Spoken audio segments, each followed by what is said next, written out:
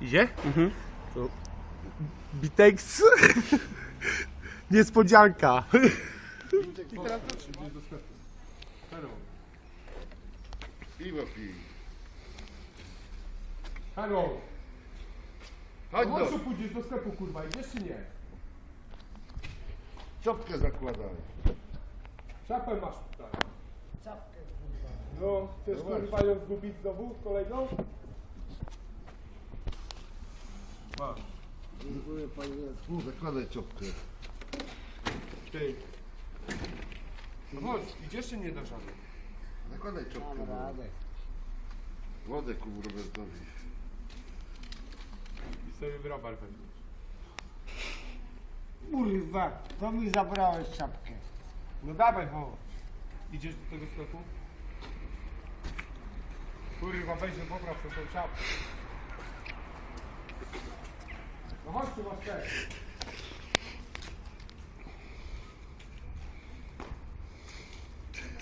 Co ty się wyrzuca? O.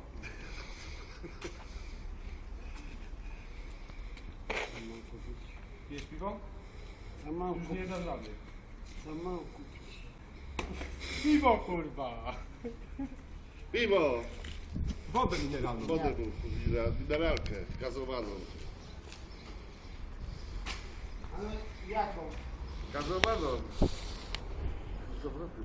Hej, chodź tu z tą dychą. Chodź lepiej tu z powrotem z tą dychą. Majster. Napiję się od ciebie piwa.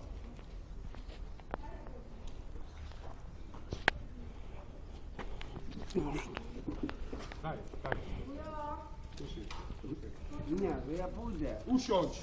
Już nie kręć się. Siadaj. Gdzie jedno?